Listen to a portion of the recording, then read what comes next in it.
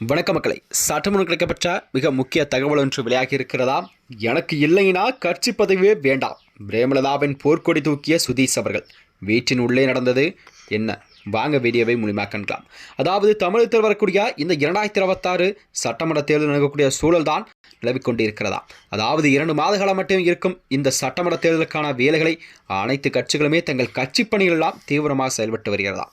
அதாவது திமுக கூட்டணியில் தேமுதிகவுக்கு ஒதுக்கப்பட்ட இந்த ராஜ்யசபா எம்பி பதவிக்காக அக்கட்சியின் பொதுச்செயலாளர் பிரேமலதா விஜயகாந்துக்கும் அவரது சகோதரர் எல்.கே. சுதீஷர்களுக்கும் ஒரு முரண்பாடு நிகழ்ந்ததாக அரசியல் வட்டாரத்தில் பேசப்படும் செய்தியாக கூறப்படுகிறதா. அதாவது சுதீஷுக்கு இடையே ஒரு கடும் கருத்து வேறுபாடு நிலவியதாக தகவல் வெளியாகி இருக்கிறதா.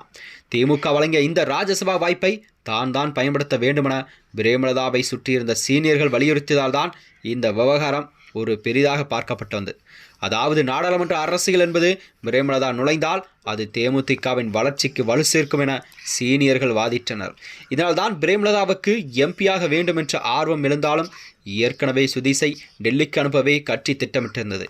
இதனால் தான் சுதீஷிடம் இதை சொல்ல முடியாமல் பிரேமலதா அவர்கள் தவிர்த்து வந்த நிலையில்தான் இந்த விஷயம் என்பது தெரிந்தும் சுதீஷ் அவர்கள் ஒரு கடும் அதிருப்தி வந்ததாக கூறப்படுகிறதா. அதாவது சுதீஷ் அவர்கள் கட்சி ஆரம்பத்திலிருந்தே கட்சியின் பல பொறுப்பிலிருந்து வைத்து வந்தவர் தான் சுதீஷ் அவர்கள். கட்சிக்காக பாடுபட்ட சுதீஷ் அவர்களுக்கு இந்த பதவி என்பது கண்டிப்பாக ஒரு முக்கியமான பதவியாக பார்க்கப்பட்டு வந்தது. இந்த நிலையில்தான் நீண்ட காலமாக கட்சிக்கும் பிரேமலதாவுக்கும் உழைத்த நான் டெல்லி அரசியலுக்காக காத்திருந்த நிலையில் கடைசி நேரத்தில் வாய்ப்பை பறிக்க முயற்சிப்பதாக பிரேமலதாவிடம் சுதீஷ் அவர்கள் கோபமாக பேசியுள்ளாராம். அதாவது தான் இல்லை என்றால் கட்சி பொறுப்பிலிருந்தே விலகுவதாகவும் அவர் எச்சரித்தால்தான் பிரேமலதா தரப்பு ஒரு பெரும் சலசலப்பை ஏற்படுத்தி இருக்கிறது. இறுதியில் குடும்ப உறவு மற்றும் கட்சியின் நலனை கருத்தில் கொண்டுதான் சுதீஷுக்கே அந்த ராஜ்யசபா சீட்டை விட்டுக் கொடுக்க பிரேமலதா முடிவெடுத்தாராம். அது மட்டுமின்றி சுதீஷின் வேட்புமனு தாக்கல் செய்தபோது கூட பிரேமலதா உடனிருந்தாலும் இந்த சம்பவத்தால் அவருக்கும் சுதீஷுக்கும் இடையே ஒரு மனக்கசப்பு நீடிப்பதாக அரசியல் வட்டாரங்கள் தெரிவிக்கிறதா.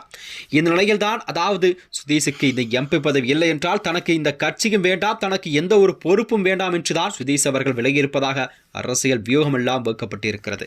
இந்நிலையில்தான் வருகின்ற 2026 சட்டமன்ற தேர்தல் என்பது கண்டிப்பாக தேமுதிகவிற்கு, அதாவது விஜயகாந்த் மறைவுக்கு பிறகு தேமுதிக சந்திக்கும் முதல் சட்டமன்ற தேர்தல் என்பது கண்டிப்பாக இது குறிப்பிடத்தக்கதா. இந்த தேர்தல் என்பது கண்டிப்பாக தேமுதிகவிற்கு ஒரு வாழ்வாசாவா என்ற மனநிலையில் தான் ஒரு கூடிய சூழல் உருவாகி கொண்டிருக்கிறதா.